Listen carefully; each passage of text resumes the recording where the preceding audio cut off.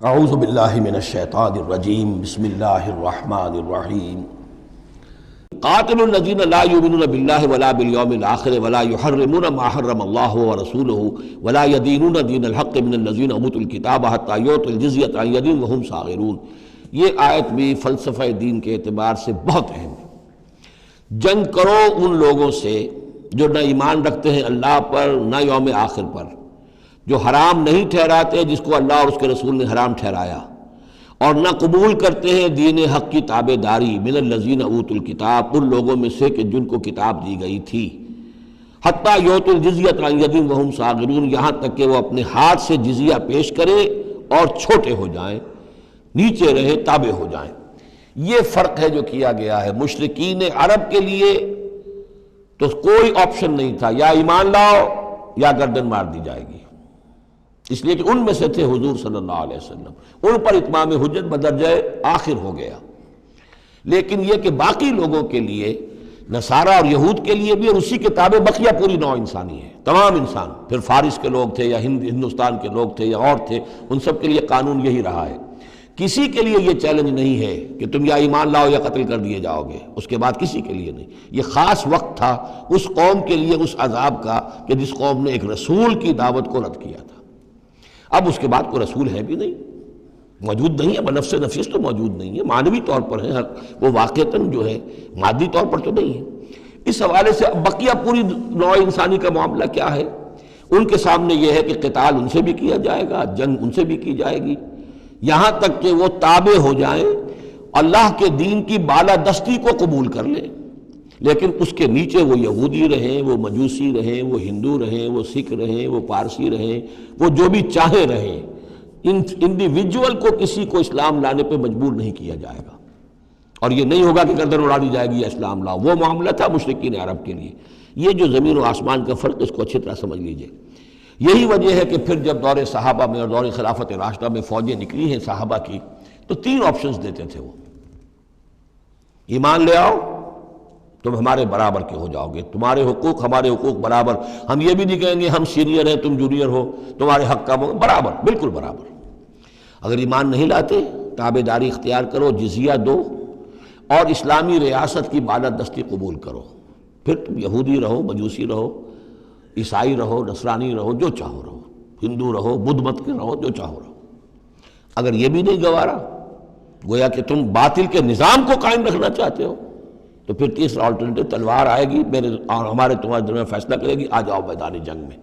3 options ان کے لیے، مشرکین عرب کے لیے بھی 3 آپشن بن گئے تھے 2 ہی، یا ایمان لاؤ یا قتل کر دیے جاؤ گے۔ تیسرا آپشن یہ تھا کہ جزیرہ نما عرب چھوڑ کر جہاں چاہو بھاگ جاؤ، یہاں نہیں رہ سکتے اب۔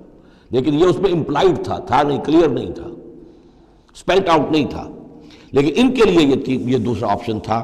قاتل الذین لا یؤمنون باللہ، قتال کرو ان سے جو ایمان نہیں رکھتے اللہ پر نہ یوم آخر پر، ولا یحرمون ما حرم اللہ ورسولہ، نہ حرام ٹھہراتے ہیں اور سمجھتے ہیں ان چیزوں کو جو اللہ اور اس کے رسول نے حرام کی ہیں، ولا یدینون دین الحق، اور نہ دین حق کو قبول کرنے کے لیے اور اس کی تابع داری کرنے کے لیے تیار ہیں، من الذین اوتوا الکتاب، اہل کتاب میں سے، ان سے بھی جنگ کرو، حتی یعطوا الجزیۃ عن ید، یہاں تک کہ وہ دے جزیہ ہاتھ سے، وہم صاغرون، اور چھوٹے ہو کر رہے، اسلام کی بالادستی قبول کریں۔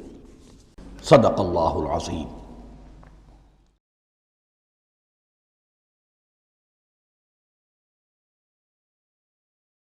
اعوذ باللہ من الشیطان الرجیم بسم اللہ الرحمن الرحیم۔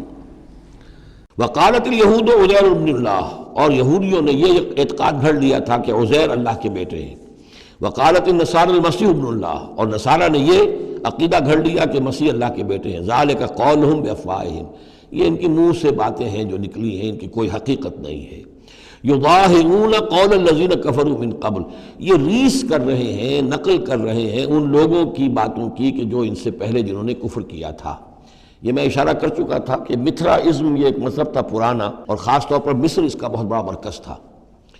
تو جب یہ سینٹ پال نے جب تبلیغ شروع کی ہے عیسائیت کی، اور وہ وہاں سے پھر بات جو ہے آگے بڑھی ہے، اور جینٹائلز کے اندر بھی تبلیغ اس نے شروع کی، تو اس نے پھر اپنے مذہب میں ایسے اعتقادات شامل کر لیے کہ یہ جو دوسرے مذہب کے لوگ ہیں وہ آسانی سے ہمارے اس مذہب میں عیسائیت میں آ جائیں۔